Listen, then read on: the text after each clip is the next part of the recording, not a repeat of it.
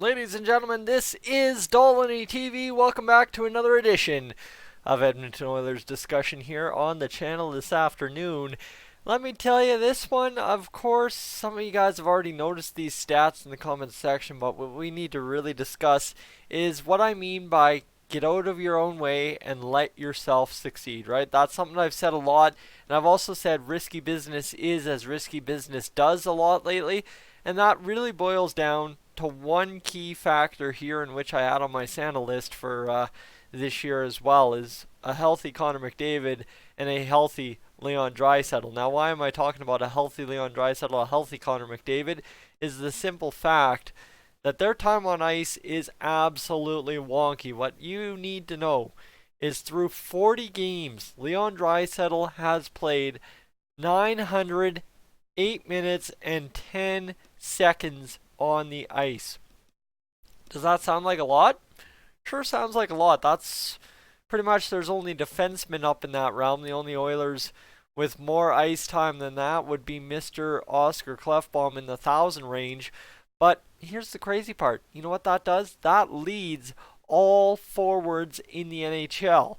Then you go over to even strength time on ice, and Leon Draisaitl is second in the NHL in ice time at even strength, only behind the guy that trails him in total time on ice, that being Connor McDavid at 892 and 724. 892 minutes, 36 seconds total ice time throughout the season through 40 games, and then 724 minutes, 23 seconds at even strength to lead the NHL in most minutes. So guys, that's absolutely ridiculous. Think about this, look at it this way.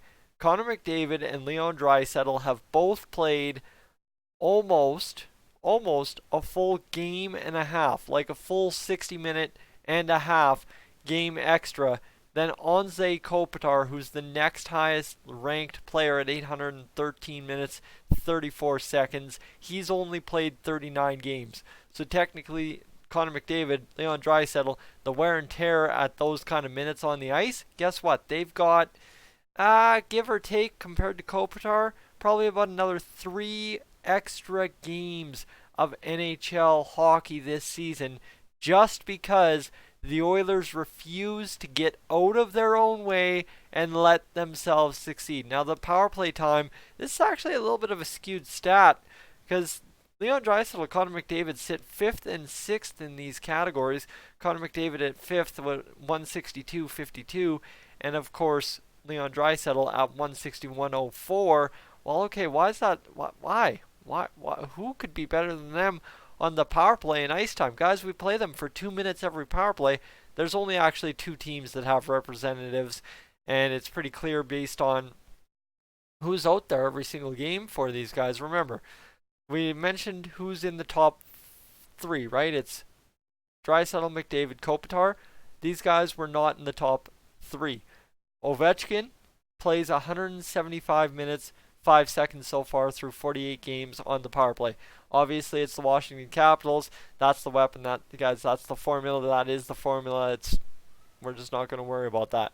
Brock Besser, Elias Pettersson, JT Miller. If I got the stat correct from the Vancouver Canucks Edmonton Oilers game the other night, is that Vancouver draws a lot of penalties. So with these guys only playing 740 minutes, 765, 721, it makes a lot of sense that they would be 2nd, 3rd, and 4th in power play ice time. So realistically, what are we talking? 168 minutes, 165, 164 for Besser, Pettersson, Miller, and then you've got McDavid at 162, Draisaitl at 161. So we're really not talking that much of a difference for the Edmonton Oilers having Connor McDavid and Leon Draisaitl out there for every single power play for 2 minutes at a time.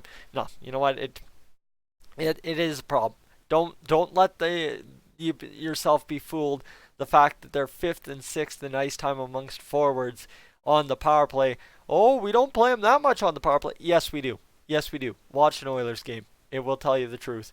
And that, guys, is exactly why the Oilers can't seem to get out of their own way. And that's a coaching move. Like I said, a lot of these problems that the Oilers have had this month are preventable, are easy to fix. It's just simple things. but yet they don't get fixed game to game. And now what's the problem? Well, we don't have any scoring depth. Well, guess what? You've got Kailer Yamamoto. You've got Tyler Benson. You haven't called them up this season yet. Call one of them up.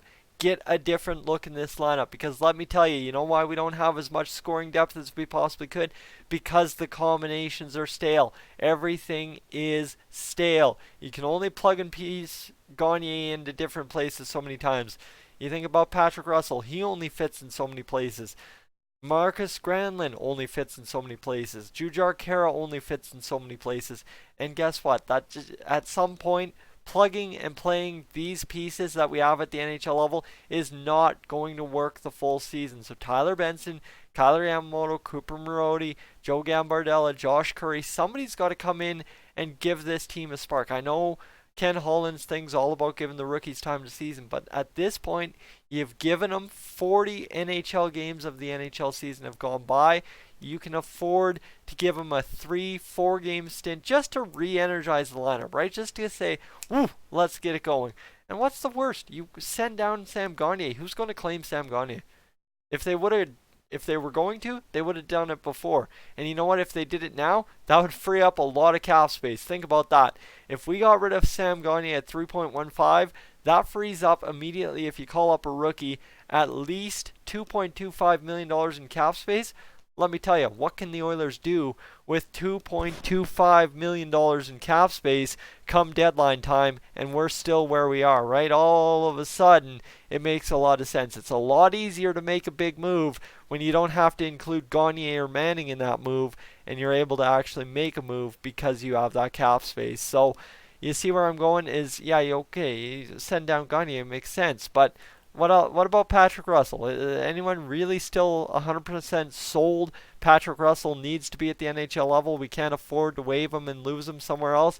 Because let me tell you, yeah, you know what? The ex-Oilers curse. He'll go play for Anaheim and score 2 goals against us in a critical game late in March. I know how it goes. Don't pretend like I don't know how it goes. But for the Oilers, right? A move needs to be made because it's just not sustainable to have Connor McDavid and Leon Draisaitl out there playing that many minutes and getting really not the results. If Connor McDavid and Leon Draisaitl were getting big results with that big ice time, we would not be losing games. I'm going to tell you that much. There's no reason to be playing them that much and not be getting results. It's ridiculous. So for the Oilers, they need to find a way to calm it down, get it solved, and find some new blood in the lineup to share those minutes, because let me tell you, it just does not make sense to wear these guys out. You want to talk about why we're not succeeding? Connor McDavid, Leon Draisaitl are bagged. They're exhausted. They're gassed. They're done. Guys, they've played 43 games in 40 games, and we've pretty much limped all the way to Christmas. That's rough. You cannot win doing that, and that's why we have not been winning lately. And it's not that the other guys can't do the job, it's just that it's stale. It's straight up stale because coach from day one, Tippett, has not shown faith in anyone else other than Draisaitl, McDavid, Kassian, right? Throw the top line out there, run them. Run the top power play unit. There's no faith from the coaching staff in anyone else. Oh, we're up a goal late in the game. Run Draisaitl, McDavid, Kassian, right? Like, think about all the situations in which Draisaitl, McDavid are out there, and think about all the situations in which realistically other guys should be out there, and ask yourself why we haven't succeeded. It's because of a lack of faith and a lack of wanting to do things the right way from Coach Tippett. Yeah, you know what? Last game, he threw him out there with 2 minutes to go. Empty net for somebody. Who was that? That was the game before. Yeah, that was the game before. Risky business is as risky business did against Montreal. But you think about then, you still have them out there late in the game. You know what?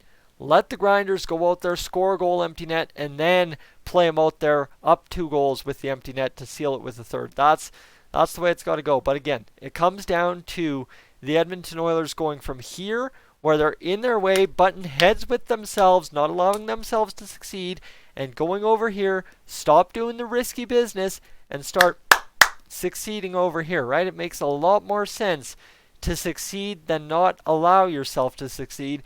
And that's been probably my most frustrating part of watching the Oilers this season, is watching them just execute everything with this roster wrong.